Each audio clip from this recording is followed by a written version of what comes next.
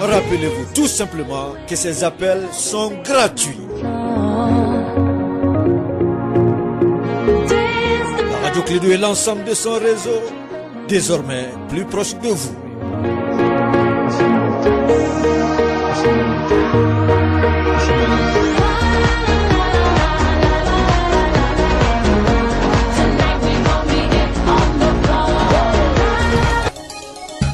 Le sport, les infos, la musique, l'actualité, de tout amusé et servi à chaud pour vous sur Radio Clé 2.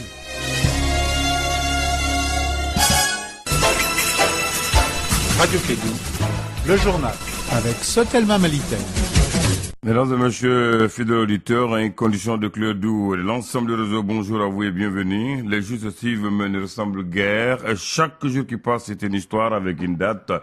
Bienvenue à l'histoire de ce matin qui sera marquée par le journal de Moussa Papa Abdoulaye Aïdara. Il est 7h en temps universel. Il est 7h sur l'ensemble du territoire du Mali. Il est 7h dans ce studio. Il est 7h avec Papa Moussa Abdoulaye Aïdara. Il est prêt.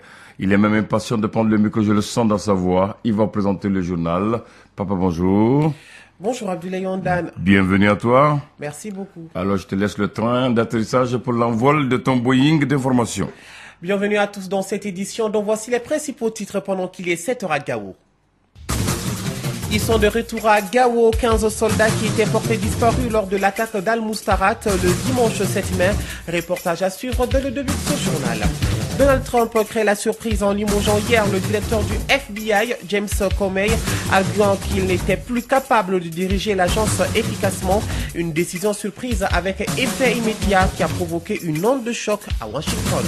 La journée commémorative de l'abolition de l'esclavage en France métropolitaine, c'est ce 10 mai. L'occasion pour la France métropolitaine d'honorer le souvenir des esclaves et de commémorer l'abolition de l'esclavage. Au lendemain de son élection, le nouveau président de la Corée du Sud, Moon Jae-in, a entamé aujourd'hui son mandat. Cet ancien avocat spécialisé dans la défense des droits de l'homme a été confortablement élu hier. Restez avec nous, le développement dans quelques instants.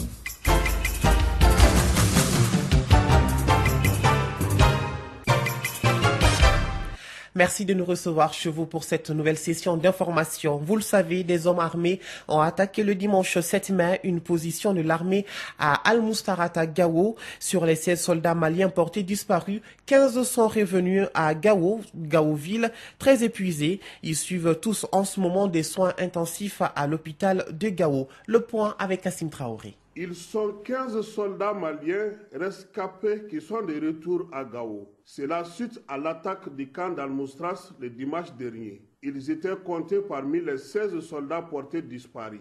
La première vague est composée de 9 personnes, tous arrivés aux environs de 17h30 le lundi 8 mai 2017. 5 autres sont arrivés dans la nuit. Certains ont été secourus à 30 km de la ville de Gao, très épuisés. Ils ont tous été admis à l'hôpital de Gao. Ces militaires maliens ont marché dans la brousse pendant plus de 36 heures, sans eau ni nourriture. Selon nos informations, un gendarme de grade d'adjudant-chef était resté dans la brousse affamé et assoiffé, surtout avec la chaleur qui avoisinait les 53 degrés dans la zone. Il n'a pas pu tenir. Les autres ont avancé sans lui, mais l'adjudant-chef de la gendarmerie Berthier n'avait pas dit son dernier mot. Mais par la grâce de Dieu, il est arrivé à Gao ce mardi 9 mai 2017. Comme tous les autres, l'adjudant-chef est désormais sous soins intensifs au niveau de l'hôpital de Gao. Il faut préciser que ces rescapés qui sont de retour sont différents des militaires maliens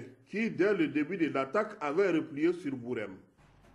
Ici à Bamako, sur la colline du savoir, on vous l'annonçait dans nos précédentes éditions que le mot d'ordre de grève illimité à la faculté des sciences et gestion FSEG a été boycotté par les étudiants. Eh bien, les syndicalistes pensent le contraire. Réunis au sein du CNSUP, les professeurs syndicalistes affirment que le mouvement est très bien observé par leurs militants, mais reconnaissent que les cours se poursuivent avec d'autres enseignants qui ne sont pas habilités à donner des cours. Toujours sur le dossier, Kassim Traoré. Les professeurs membres du comité syndical SNESUP de la faculté des sciences économiques et de gestion n'ont pas apprécié notre premier passage dans cette faculté. Pour eux, les cours sont bel et bien paralysés. Je suis Dr Boubacar Sanogo, professeur d'économie internationale à la FSEC. En tant que responsable syndicaliste, je dirais que la grève est suivie à 99% au niveau de la faculté des sciences économiques et de gestion. Donc les 1%, donc c'est l'administration, voilà, donc qui utilise quelques enseignants vacataires qui n'ont même pas qualité, je dirais, qui n'ont pas qualité à dispenser des cours. Donc les étudiants, ils viennent prendre des cours parce qu'ils veulent quand même une année validée.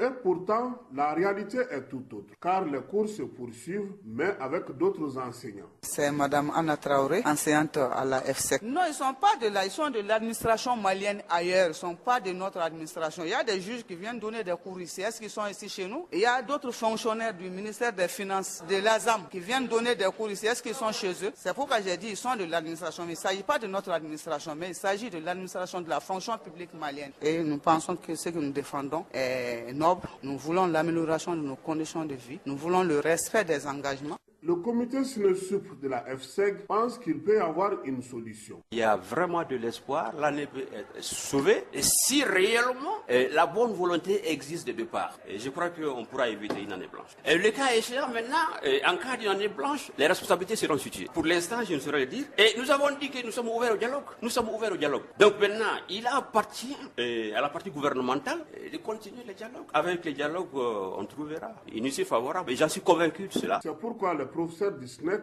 sont en train de donner les cours avec l'appui du doyen de la FSEC. Grève toujours. Selon le journal Le Républicain, le syndicat libre des travailleurs du ministère des Affaires étrangères a organisé hier mardi 9 mai 2017 une assemblée générale extraordinaire pour annoncer sa décision de maintenir son mot d'ordre d'arrêt de travail de 3 jours allant du 10 au 12 mai 2017. Cette grève fait suite à la non-satisfaction de certains points de revendication dans le cadre des travaux des commissions. Selon le syndicat, à l'issue de l'évaluation de la mise en œuvre des engagements conclus entre le gouvernement et le bureau et qui sont contenus dans les procès-verbaux de conciliation des 21 février et 9 mars 2017, aucune exécution des points d'accord n'a été constatée. Par conséquent, les travailleurs du ministère des Affaires étrangères observent une grève aujourd'hui jusqu'au 12 mai, a-t-on appris dans les colonnes du journal Le Républicain.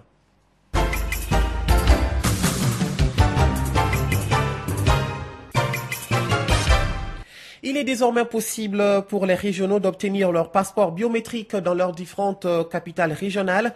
Après Kai Ségou a désormais un site d'enrôlement du passeport biométrique.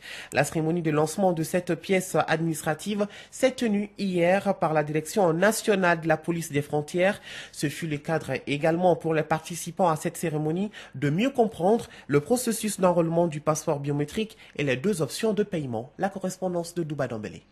Il s'agissait surtout, à travers cette journée d'information et de sensibilisation, de mieux expliquer aux Ségoviens les systèmes de délivrance du passeport biométrique et l'importance de l'ouverture d'un centre d'enrôlement à Ségou. Selon le commissaire divisionnaire de la police des frontières Moussodou Arbi, l'ouverture du centre de Ségou permet de rapprocher l'administration des administrés, chose qui permet aussi une déconcentration des demandes de passeport à Bamako. Le centre de Ségou, pour le moment, un centre unique, est géré par 3 fonctionnaires de police. Il s'agit d'un inspecteur et de 2 officiers. Ceux-ci ont reçu une formation dans le sens de l'enrôlement du passeport biométrique. La journée d'information fait une occasion pour les Ségoviens de s'imprégner du processus d'acquisition du passeport biométrique allant de la constitution des pièces à fournir au paiement des frais d'établissement du passeport dans une des agences de l'Ecobank. Le paiement des frais d'établissement est catégorisé en options. L'option nominale qui fait 55 000 francs CFA pour une durée de délivrance de 10 jours et l'option premium pour 48 heures maximum comme durée de délivrance. Il faut noter que l'enrôlement du passeport biométrique est gratuit. De Ségou, Douba Dambélé pour la radio Clédou. Merci Douba Dambélé. Il est 7h08 ici à Bamako, même heure ici, même également à Ségou.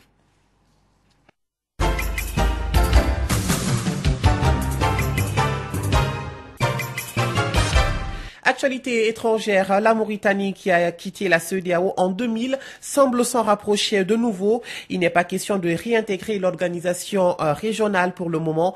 La Mauritanie renforce ses liens économiques et commerciaux. Le gouvernement mauritanien vient de signer avec la commission de la CEDEAO un accord d'association qui accélère le processus d'intégration de la Mauritanie en Afrique de l'Ouest. En RDC, près d'un mois après la nomination du Premier ministre Bruno Tsibala, le nouveau gouvernement a été dévoilé. Aucun changement sur les portefeuilles clés. Seuls quelques frondeurs de la principale coalition de l'opposition font leur entrée de ce gouvernement, d'ores et déjà contesté par les poids lourds de l'opposition. En France, alors que François Hollande préside encore en fonction et Emmanuel Macron, candidat élu, commémore la journée de l'esclavage et leur abolition. La journée commémorative de l'abolition de l'esclavage en France métropolitaine, c'est ce 10 mai, l'occasion pour la France métropolitaine d'honorer le souvenir des esclaves et de commémorer l'abolition de l'esclavage. Nous sommes à présent aux États-Unis. Le président américain Donald Trump a brusquement limogé hier le directeur du bureau fédéral d'investigation FBI, James Comey. Dans un courrier adressé à l'intéressé et rendu public par la Maison-Blanche, Donald Trump lui signifie qu'il met fin à ses fonctions avec effet immédiat. Donald Trump explique que ce limogeage fait suite à une recommandation du ministre de la Justice, Jeff Sessions. Ce dernier reproche à James Comey d'avoir mal géré l'enquête des emails d'Hillary Clinton. Par ailleurs, Donald Trump reçoit aujourd'hui le ministre russe des Affaires étrangères, Sergei Lavrov, afin de trouver un accord pour réduire la violence en Syrie. Depuis 6 ans, Moscou et Washington ont eu des multiples désaccords sur ce conflit. Également, actualité étrangère, le candidat du Parti démocrate sud-coréen centre-gauche, Moon Jae-in, a remporté l'élection présidentielle ce 9 mai avec 41,4% des voix. La victoire de cet ancien avocat des droits de l'homme, partisan également d'un dialogue avec Pyongyang, met fin à 10 années de règne conservateur du mouvement pro-démocrate des années 70 et 80 à la présidence de la République. Moon Jae-in a déclaré également qu'il mènerait des négociations sérieuses avec les États-Unis et la Chine au sujet du déploiement en Corée du Sud du bouclier antimissile américain.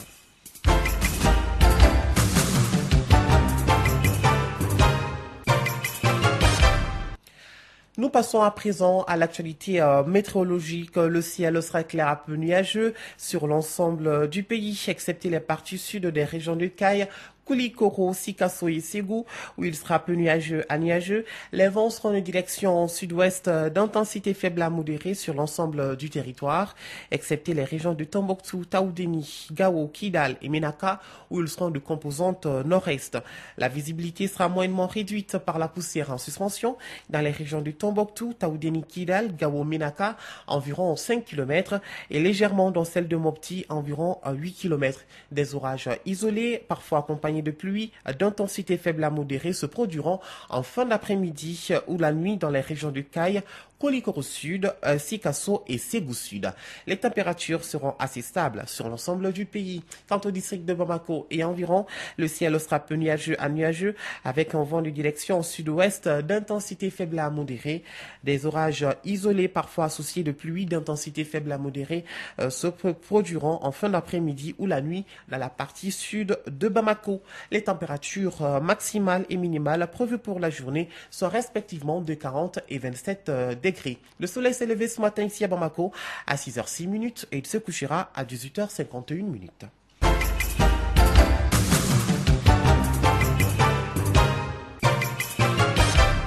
L'actualité revient à 9h, ça sera le flash d'information, mais avant, vous avez rendez-vous avec Bakary Cissé pour la page sport à 7h50. En tout cas, merci à vous d'avoir suivi cette édition qui s'achève donc par une belle complicité technique d'Abdoulaye Ondan. Et la pensée du jour, sois très rigoureux et sélectif quand tu choisis ton entourage car ta destinée te l'exige. Alors je reprends pour vous, sois très rigoureux et sélectif quand tu choisis ton entourage car ta destinée te l'exige. Prenez soin de vous et des autres, chaque jour est une vie. Radio Kédou, le journal avec Sotelma Malitaine.